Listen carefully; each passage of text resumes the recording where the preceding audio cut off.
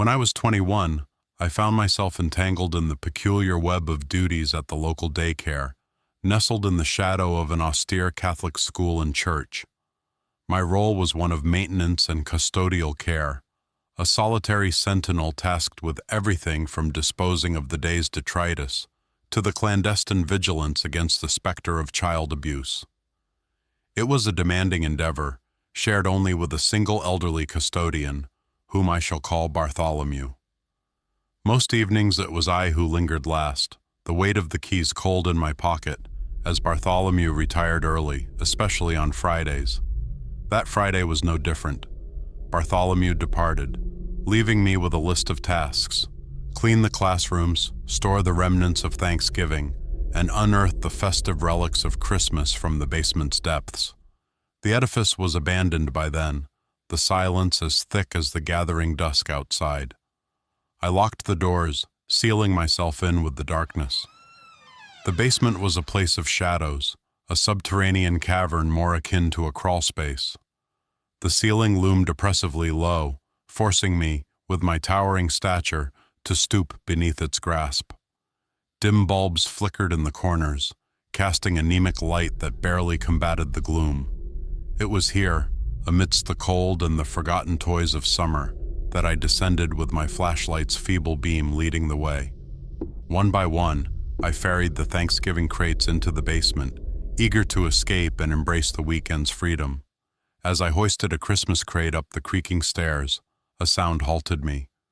A child's laughter, distant and muffled, wound its way through the air.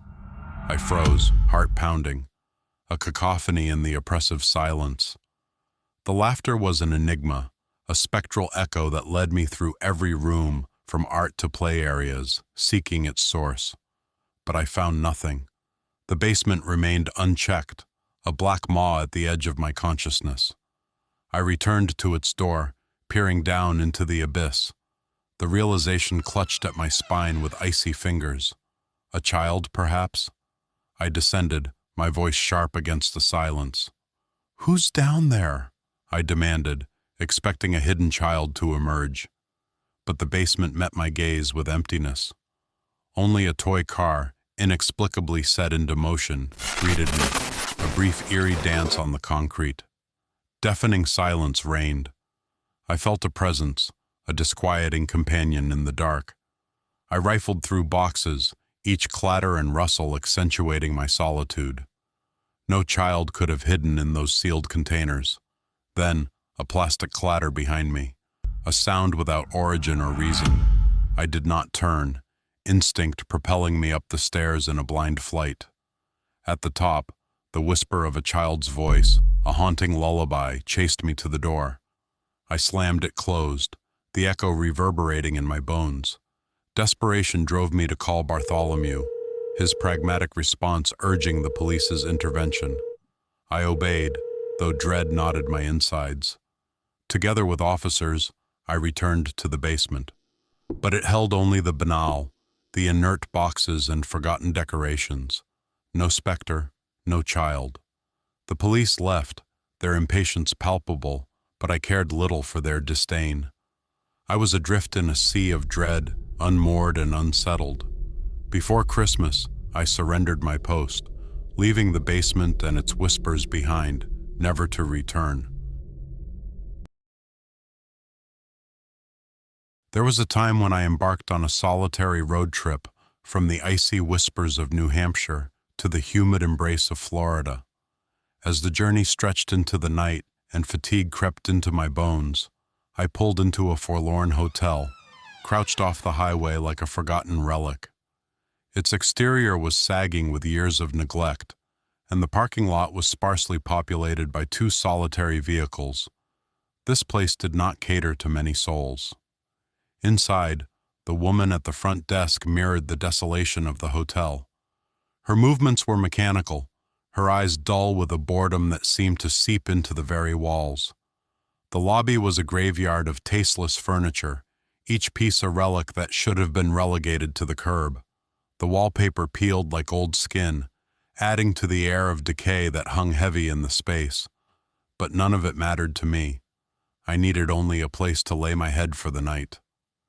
Having checked in, I retreated to my room and fell into the routine of brushing my teeth before collapsing onto the bed. I switched off the lamp, embraced the darkness, and tried to ignore the looming drive that awaited me the next day. The knock came unexpectedly, a sharp rap against the silence. I glanced at the clock. It was nearly midnight.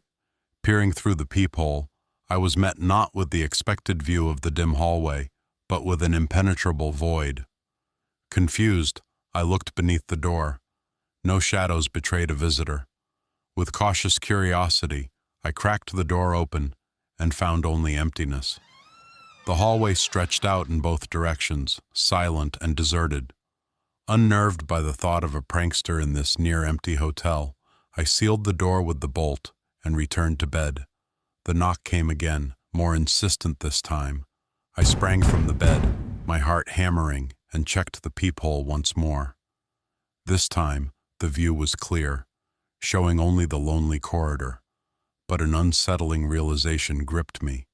Something was playing with me. I bolted the door and opened it again to an unchanged scene, still no one. Frustrated, I marched to the front desk, demanding answers. The receptionist remained unfazed, her response as dispassionate as before. No cameras to catch the culprit, nothing but her infuriating calm. "Only one other guest," she said, staring at me with eyes that offered no comfort. Realizing her indifference, I returned to my room, fortifying myself with the bolt once more. Desperation drove me to drown out the world with headphones and the soothing tones of a sleep relaxation video. It worked, for a while at least. But as I lay there, a creeping sensation drew my gaze to the corner of the room. My heart stalled as I saw it, a towering silhouette, impossibly tall, head brushing the ceiling. A monstrous human-like form, shadowy and still. Terror flooded my veins, and I lunged for the lamp. The light banished the specter, revealing only an empty corner. My pulse hammered in my ears, and it took all my resolve to calm myself sufficiently to turn off the light once more. But tranquility was fleeting. I couldn't resist looking again. And there it was, the phantom returned, its form more distinct. A long arm shifted, and panic overtook reason. I leapt for the lamp, and once again, the light dispelled the apparition.